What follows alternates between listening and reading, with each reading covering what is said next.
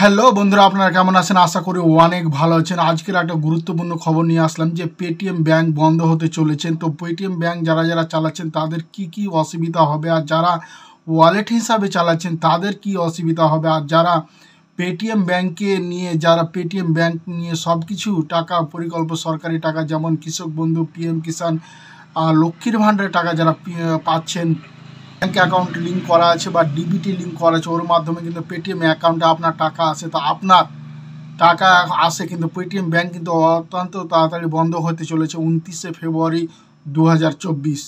তো আপনার এই তিনটা বিষয় নিয়ে আজকে কথা বলবো। আমি সাদ্দাম হোসেন, আপনি দেখছেন Saddam CSC travel agency YouTube channel.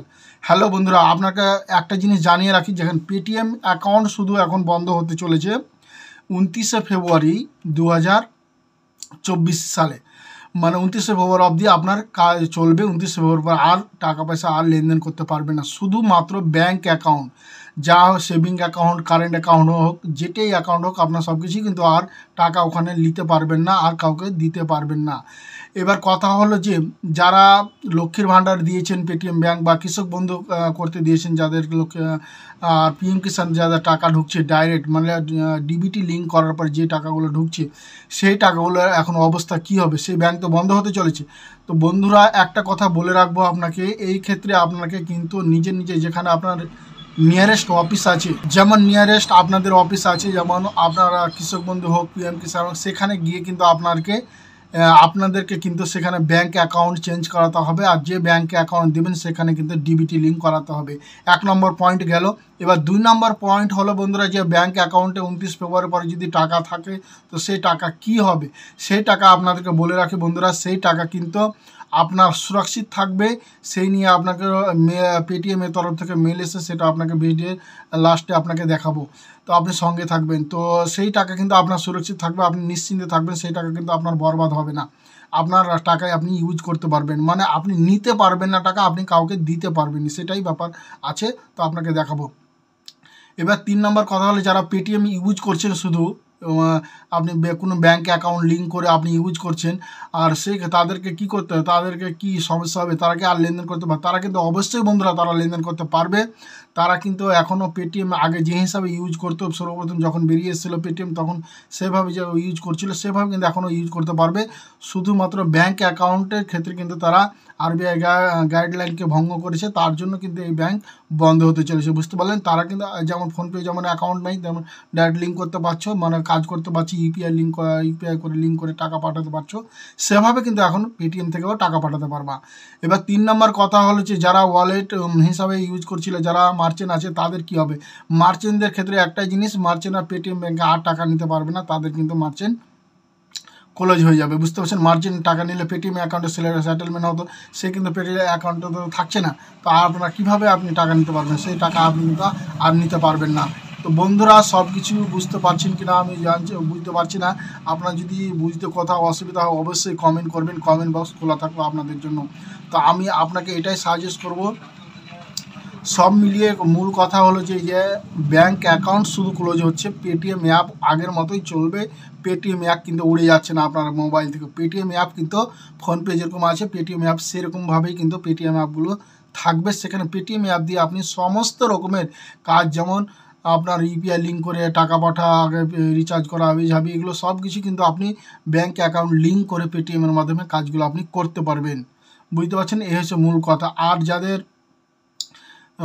টাকা অনেক আছে, যাদের এফডি আছে, যাদের এফডি করে রেখেছেন, অনেককে কিন্তু বন্ধুরা এফডি করে রেখেছেন, এফডির ক্ষেত্রে আপনাকে বলবো, সাজেস্ট করবো, এফডির ক্ষেত্রে একবার কাস্টমার কেয়ারে আপনি 29 ফেব্রুয়ারি আগে একবার কল করে নেবেন, ভালোভাবে বেস্ট। কিন্তু যে এফডির টাকা তো আপনার পেটিএম অ্যাকাউন্টে ফেরত আসবে, তো এফডির জন্য একবার কাস্টমার কেয়ারে একবার কল করে আপনি জেনে নেবেন, এফডিটা ভেঙে আপনার টাকাটা উইথড্রল করে নিতে পারবেন, বুঝতে পারছেন? আপনারা সব কিছু ক্লিয়ারভাবে বুঝিয়ে বলছি, চেষ্টা করছি। আর মূল কথা হলো যে আরেকটা কথা, যে আপনি এবার কৃষক বন্ধু পিএম কিষাণে লিঙ্ক করেছিলেন, কিন্তু ডিবিটি লিঙ্ক এরপর নেক্সট যখন অ্যাকাউন্ট নাম্বার দিবেন আপনি, তো আপনি সেই ব্যাংকের ডিবিটি লিঙ্ক করিয়েই কিন্তু আপনি ব্যাঙ্ক অ্যাকাউন্ট দিবেন, তাহলে আপনার অন্য ব্যাঙ্কে অ্যাকাউন্টে টাকা ঢুকতে লাগবে, বুঝতে পারছেন? এই হচ্ছে মূল কথা। তো বন্ধুরা, আপনাকে সমস্ত এই ভিডিওতে আপনি যে মেল এসছে পেটিএমের তরফ থেকে, সেই মেল নিয়ে একটু আলোচনা করব। সেই মেল কি বলতে চাইছে সেখানে, সেটা আপনাকে লাইভ প্রুফ দেখাবো। তো বন্ধুরা চলুন তাহলে কম্পিউটার স্ক্রিনে চলে যাচ্ছি এবার। আর বন্ধুরা কোথাও যদি বুঝতে অসুবিধা হয় অবশ্যই আপনি কমেন্ট বক্সে কমেন্ট করতে ভুলবেন না। চলুন কম্পিউটার স্ক্রিনে সেখান থেকে দেখাচ্ছি। তো সর্বপ্রথম বন্ধুরা আপনাকে পেটিএম থেকে মেল এসে আপনাকে কত তারিখ মেল এসে আপনাকে দেখিয়ে দিচ্ছি। মেলটি আপনি দেখতে পাচ্ছেন 1 ফেব্রুয়ারি কত 7:36 PM মেলটা আমার রিসিভ হয়েছে, আপনি দেখতে পাচ্ছেন এখানে। তো মেলটাতে দেখেন যে এই জায়গাটা মেন পয়েন্ট হলো এই জায়গাটাই দেখেন, আপনি এই জায়গাটা আপনি হাইড করছি আপনাকে।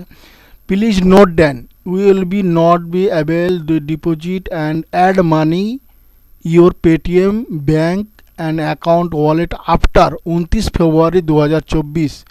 বুঝতে পারছেন, heavy the restriction withdrawal on of money from দেওয়ার এক্সিস্টিং ব্যাঙ্ক ব্যালেন্স এবং আফটার 24 মানে যেগুলো ব্যালেন্স আছে সেগুলো উঠিয়ে নিতে বলছে। আর নিচের কথাটা দেখেন যে this direct does not have a import in your existing balance in your money save with the bank.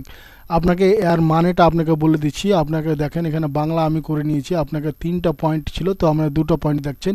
এখানে বলতে চাইছে অনুগ্রহ করে মনে রাখবেন যে আপনার 29 ফেব্রুয়ারি 2024 পরে আপনার পেটিএম ব্যাঙ্কে অ্যাকাউন্ট ওয়ালেট টাকা জমা বা যোগ করতে পারবেন না।